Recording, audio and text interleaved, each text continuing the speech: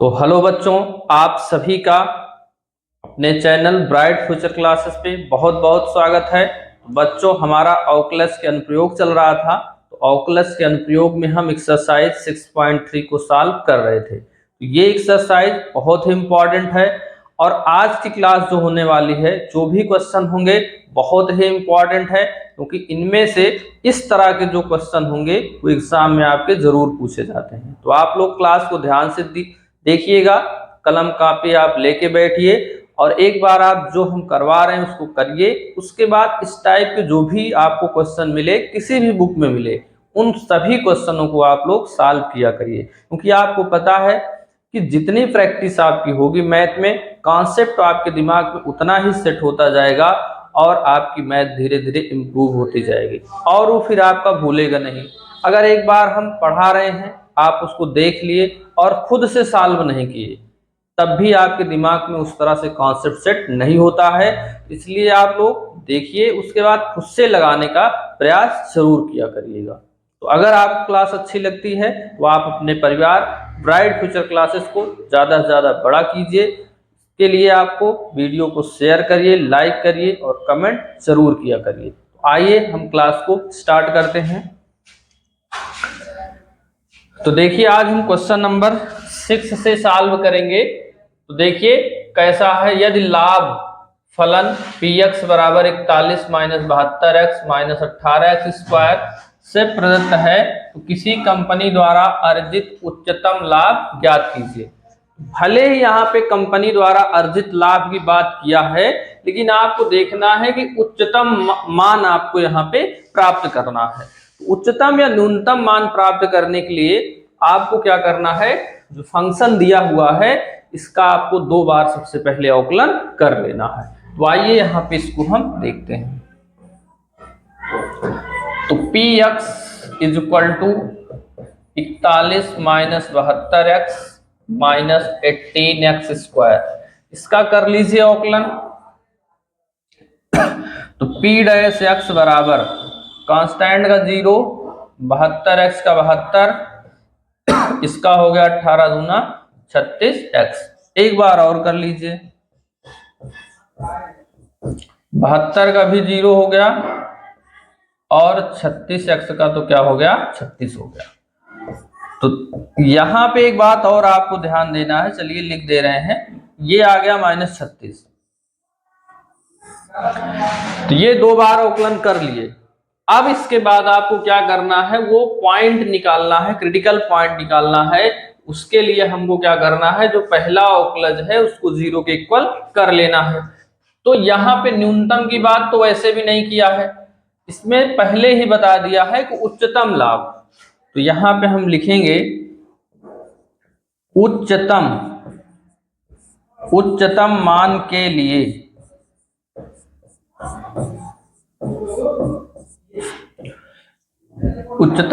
लिए जो p dash x है उसको करेंगे 0 के बराबर। तो ये है माइनस 72 माइनस 36x बराबर क्या हो गया, 0। अब इसमें क्या करिए, माइनस कॉमन ले लीजिए। माइनस कॉमन ले लिए तो 72,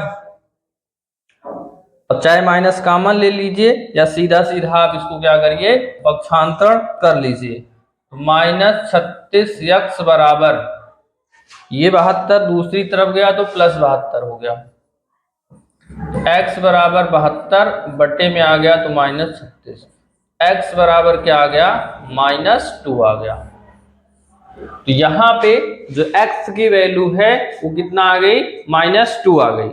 अब देखिए यहाँ वैसे द्वितीय अवकलज की जरूरत नहीं पड़ेगी। क्यों नहीं पड़ेगी, क्योंकि यहाँ उच्चतम न्यूनतम तो आपको चेक करना नहीं है, आपको उच्चतम ही निकालना है, यानी कि उच्चतम ही होगा ये। तो क्या करना है, अब सीधा सीधा उच्चतम मान प्राप्त करने के लिए x की वैल्यू आपको कहाँ रखना है, फंक्शन में रखना है। क्योंकि चेक द्वितीय अवकलज वहां जरूरत पड़ती है जहां चेक करना होता है कि फंक्शन उच्चतम होगा या न्यूनतम होगा, तो इसकी जरूरत यहां नहीं पड़ रही है। तो देखिए, तो यहां अब हम लिखेंगे अर्जित उच्चतम अर्जित उच्चतम मान x इक्वल टू, यहाँ पे लिख सकते हैं x इक्वल टू -2 पर अर्जित उच्चतम मान नहीं, उच्चतम लाभ की बात यहाँ किया है। उच्चतम लाभ रख लीजिए 41 -72 गुणे x की वैल्यू -2 -18 और x की वैल्यू हो गई -2 का होल स्क्वायर। ये 41 हो गया, ये माइनस माइनस प्लस, 72 दूना हो गया 144 -18 और ये 2 दूना हो गया +4। इसको जोड़ लीजिए 4 1 5 4 4 8, ये कितना हो गया 185, ये 18 चौक कितना हो गया 72। अब 72 घटा दीजिए इसमें से, जब 72 आप घटाएंगे तो कितना आ जाएगा 113। तो अर्जित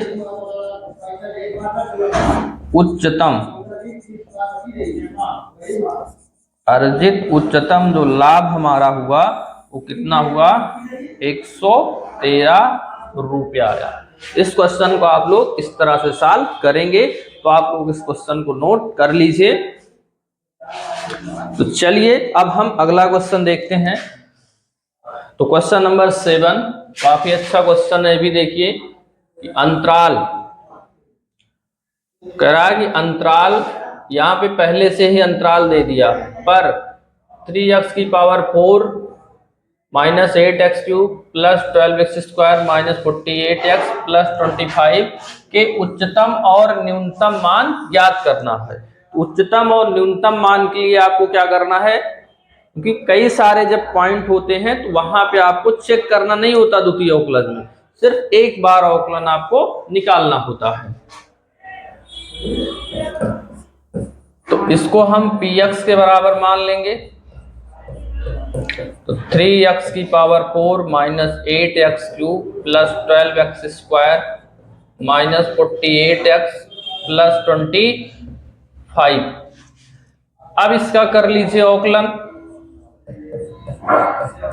इसका करेंगे 4 तिहाई 12 x की घात 3, ये 8 तिरिक 24 x², 12 दूनी 24x, ये हो गया 48। भाई सबको रूल पता है कि x की पावर n वाला फार्मूला लगाएंगे तो अवकलन निकल जाएगा। तो n, तो यहाँ n आया तो 4 तिहाई 12, फिर होता है x -1 यानी कि 4 से 1 जाएगा तो 3 पावर हो जाएगी। तो यही x की पावर n वाला सब में फार्मूला लगाए हैं, तो इसका क्या निकल गया है, अवकलन निकल गया। अब देखिए यहाँ पे क्या करना है, उच्चतम एवं न्यूनतम या निम्नतम मान के लिए, उच्चतम और न्यूनतम मान के लिए क्या करोगे, p' को 0 के इक्वल कर दोगे। तो p' जो है उसको लिख लीजिए, तो 12x³ -24x² + 24x -48 बराबर 0। तो इनमें देख ही रहे हैं कि 12 कॉमन ही मिल जा रहा है हमको, तो 12 तो पहले कॉमन ले लीजिए। तो x³ यहाँ पे 2x², यहाँ पे कितना बना 2x, यहाँ पे कितना बना 4 = 0। अब इसको 12 उधर गया तो क्या हो गया 0 ही हो गया। तो ये 12 उधर लेके चले गए, आप देख रहे हैं कि ये क्या हो गया 0 हो गया। अब कुछ इस तरह से आपका एक त्रिघात बहुपद ये आपका बन गया। अब त्रिघात बहुपद देखिए, त्रिघात बहुपद सॉल्व तो काफी लंबा वहां पे उसका सलूशन होता है, लेकिन कभी कभी ऐसा होता है कॉमन लेने से ही हमारा गुणनखंड वहां बन जाता है। तो इसमें शायद बन जाएगा, नहीं बनता तो शेषफल प्रमेय से आपको सॉल्व करना पड़ता है, जो आप 9th में पढ़े हैं, शेषफल प्रमेय द्वारा गुणनखंड। तो देखते हैं क्या आसानी से इसका हो रहा है गुणनखंड या नहीं हो रहा है। तो इनमें और इनमें कॉमन अगर मिल गया तो समझ लो आसानी से आपका हो जाएगा यहाँ पे। तो इनमें और इनमें x कॉमन मिल रहा है x², यहाँ पे बचेगा x, यहाँ पे क्या बचेगा 2, यहाँ पे क्या कॉमन मिल रहा है 2, यहाँ पे बचा x और यहाँ पे बना 2। तो देख रहे हैं कि बहुत आसानी से इसका गुणनखंड निकल गया, दोनों ब्रैकेट समान आ गए तो समझ लीजिए कि इसका गुणनखंड हो जाएगा। एक बार दोबारा कॉमन ले लीजिए x माइनस 2, यहाँ बचेगा x स्क्वायर प्लस क्या बनेगा 2 इज इक्वल टू क्या आ जाएगा 0 आ जाएगा। अब एक बार इसको 0 के बराबर, एक बार इसको 0 के बराबर कर लीजिए, तो x माइनस 2 को कर लीजिए 0 के इक्वल, तो x इज इक्वल टू क्या मिल गया यहां से आपको 2। और एक बार इसको 0 बराबर कर लीजिए, तो ये इधर आया तो माइनस 2 आ गया और x की वैल्यू क्या आ गई माइनस 2। अब आपको पता ही है कि अगर रूट में माइनस हो जाता है तो रूट में माइनस आ गया तो यानी को रियल नंबर तो होगी नहीं, क्योंकि रूट में अगर आ गया तो वो समृद्ध संख्या बन जाती है। तो आपको तो रियल नंबर के लिए निकालना है, तो ये तो उसमें नहीं लिया जाएगा, सिर्फ आपको वैल्यू जो प्राप्त हुई x की वो कितना मिली 2 मिली।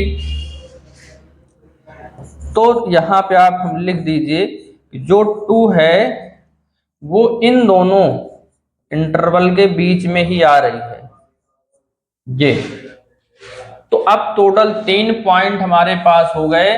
अब तीनों पॉइंट में हमको क्या करना है, बारी बारी से चेक करना है, यानी कि मान निकालना है इस पर रख के फंक्शन पे, क्योंकि यहाँ पे ये तो बताना नहीं है कि उच्चतम है कि न्यूनतम है, किस पे आपको उच्चतम न्यूनतम मान बताना है। तो वो तभी प्राप्त होगा जब फंक्शन में रख के उसका मान हम निकालेंगे। तो आइए यहाँ पे हम निकाल लेते हैं x इज इक्वल टू 0 पर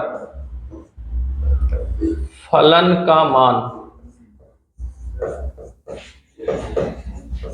तो यहां पे रख लीजिए 0, तो 3x, ये तो 0 हो गया, यहां भी 0, 12 और यहां भी 0, यहां भी 0 और प्लस 25। साल करेंगे तो ये पूरा 0, ये भी 0, ये भी 0, ये भी 0 और यहाँ क्या आया 25, ये आ गया 25। अब हम किस पे चेक करेंगे, 2 पे चेक करो। x इज इक्वल टू 2 पर फलन का मान।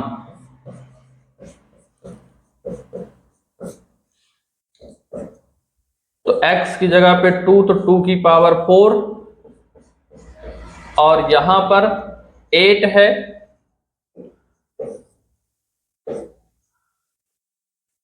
तो 8 है और x की माइनस भी है भाई, यहाँ पे माइनस, तो -8 और x की जगह पे 2 पर पावर 3 फिर प्लस 12 हो गया और x की जगह पे 2 पर पावर 2 -48, x की जगह पे हो गया 2 प्लस 25। इसी को पूरा हल करिए, देखिए तो 2 को 4 बार गुणा करेंगे तो 16, 2 को 3 बार करेंगे तो 8, 2 को 2 बार करेंगे तो 4, 48 दूना करेंगे तो कितना हो जाएगा 96 प्लस कितना हो गया 25। ये 16 तारीख हो गया 48, ये 8 अठाई हो गया 64, ये हो गया 12 चौक 48, ये हो गया -96, ये हो गया प्लस 25। अब इसको क्या करना है, जोड़ घटा लीजिए। 48 और 48 जोड़ेंगे तो 96, ये 96 यहां से है, इसको लिख लीजिए। ठीक, तो ये और ये जुड़ गया और अब बचा गया 64 और यहाँ पे बचा है 25, तो 64 में से 25 घटा लीजिए तो कितना आएगा, 14 में से 5 गया 9 और ये 5 में से 2 गया, कितना हो गया 3, ये तो कट गया, आया कितना -39, तो ये वैल्यू आ गई -39। अब एक पॉइंट और है 3 है, इस पे भी चेक करना है। x इज इक्वल टू 3 पर फलन का मान, तो इस पे भी चेक कर लीजिए, वहीं पे रखना है। तो क्या हो गया 3 x की जगह पे कितना हो गया 3, 3 पर पावर 4 -8, उसके बाद फिर 3 पर पावर 3 +12, फिर x की जगह पे 3 का स्क्वायर -48 हो गया, x की वैल्यू 3 +25 हो गया। इसको पूरा सॉल्व करना है आपको। तो ये 3 हो गया और 3 को आप 4 बार गुणा करेंगे, 3 त्रिक का 9, त्रिक 27 यानी 81, और 81 में आपको 3 का गुणा करेंगे तो 243 हो जाएगा।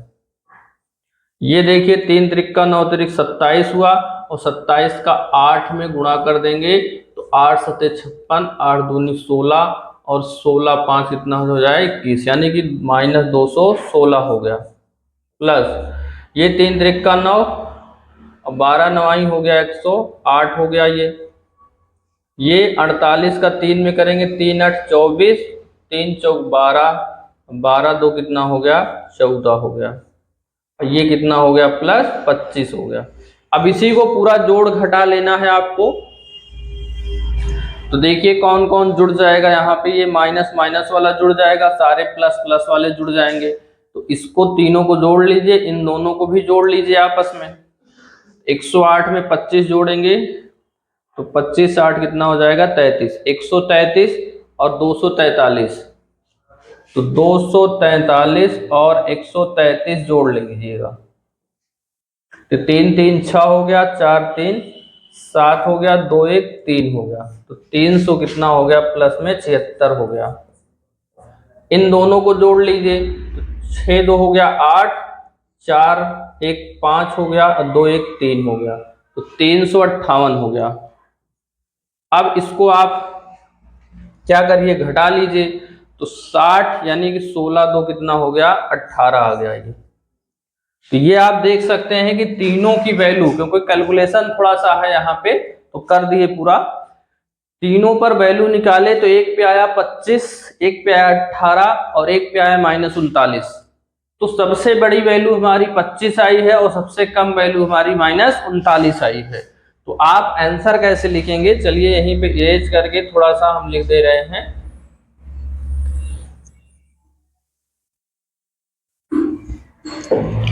तो यहां पे हम लिखेंगे फलन का उच्चतम मान, उच्चतम मान हमारा कितना आया 25, और फलन का निम्नतम,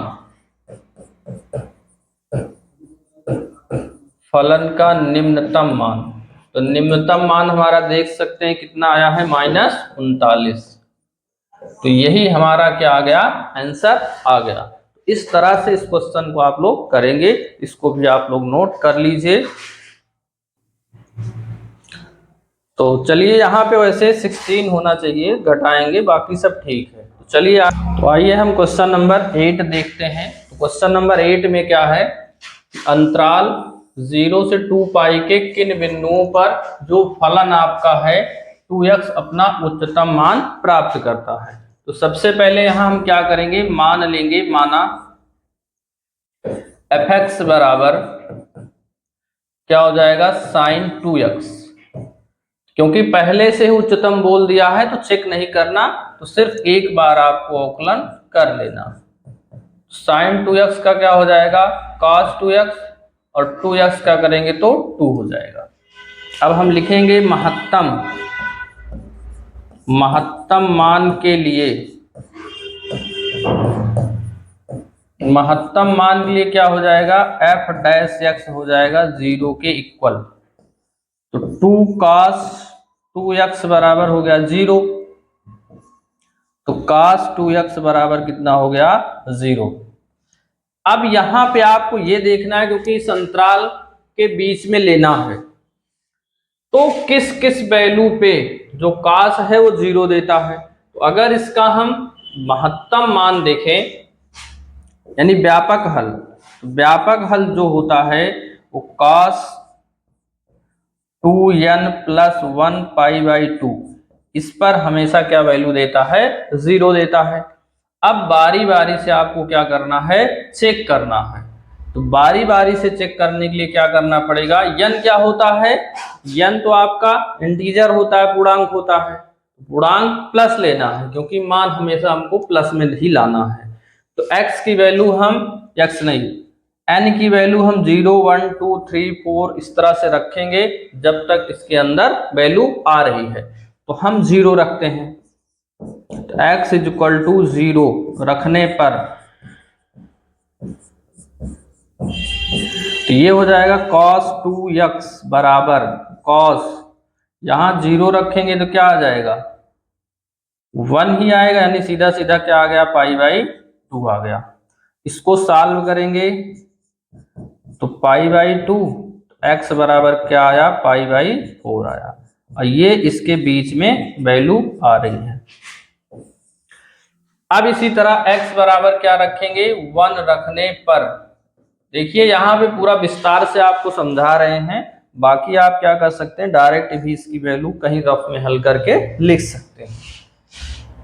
तो यहां रखिए cos 2x बराबर cos, यहां रखेंगे 1, तो 1 रखेंगे तो क्या हो जाएगा 3, ये हो जाएगा 3 पाई बाई 2। सीधा सीधा यहाँ पे थोड़ा हल कर रहे हैं 2x, x बराबर अगर वैल्यू निकालेंगे 2 इधर आ जाएगा यानी कि 3 पाई बाई 4 हो जाएगा, ये भी इसके बीच में वैल्यू आ रही है। अब x इज इक्वल टू 2 रखेंगे,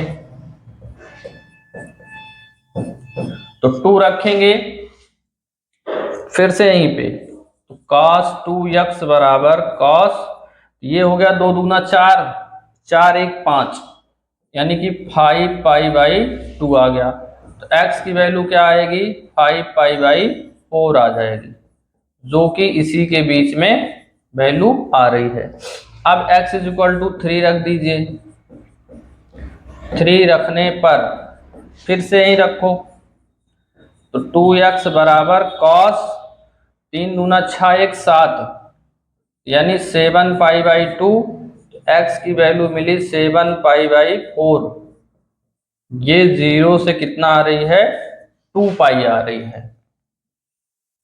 तो अब देख सकते हैं कि इतनी वैल्यूज जो हैं वो इसके बीच में आ रही हैं। अब क्या करना है, टोटल कितनी वैल्यू हो गई देखिए 1 2 3 4 5 6, तो टोटल 6 मान हो गए, 6 x की 6 वैल्यूज हो गई, उनको यहाँ पे रख के देखना है कि सबसे अधिकतम मान किस पे प्राप्त हो रहा है। तो बारी बारी से आपको रखना है। तो पहला यहाँ पे हम रखेंगे x इज इक्वल टू 0 पर फलन का मान,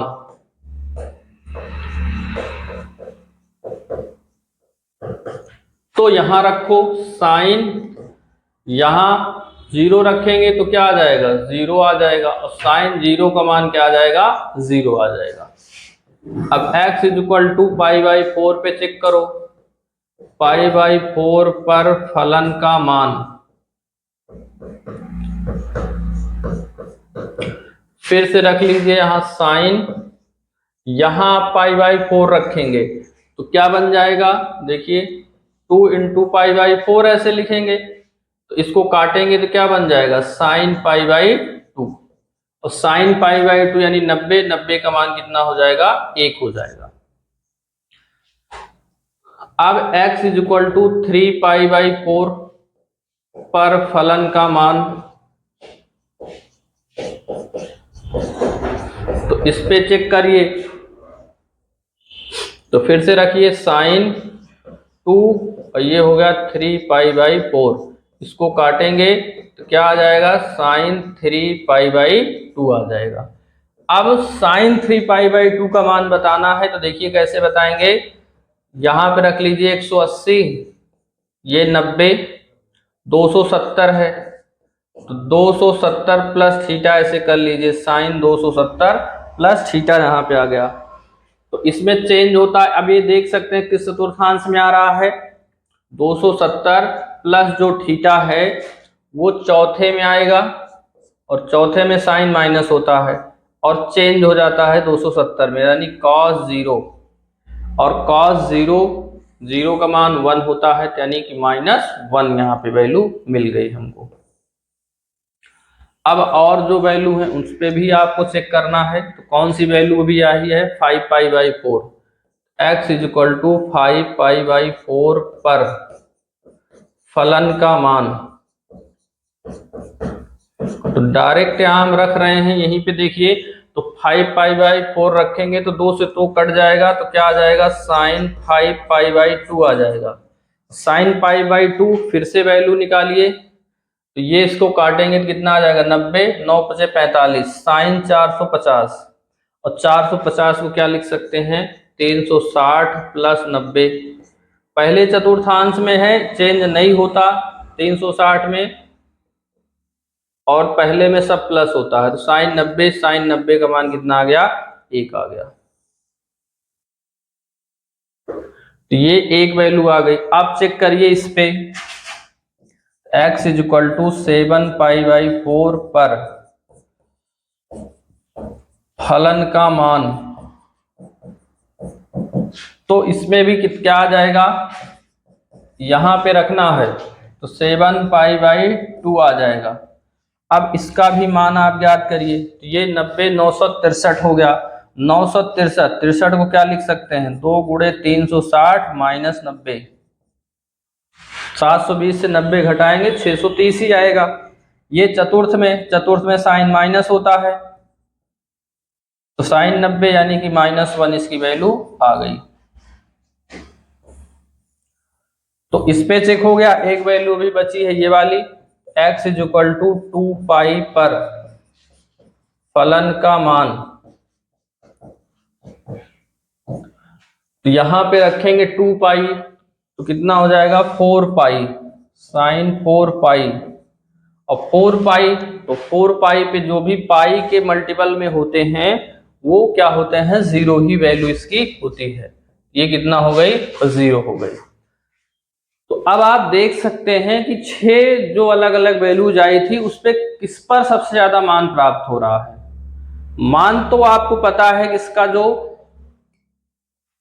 परिसर होता है, रेंज होता है, -1 से 1 तक ही होता है। तो 2 ही ऐसी वैल्यूज हैं, यानी कि π/4 और 5π/4, जिस पर सबसे ज्यादा मान प्राप्त हो रहा है। तो हम आंसर क्या लिखेंगे, देखिए x बराबर π/4 और 5π/4 पर उच्चतम मान 1 प्राप्त होता है या होगा।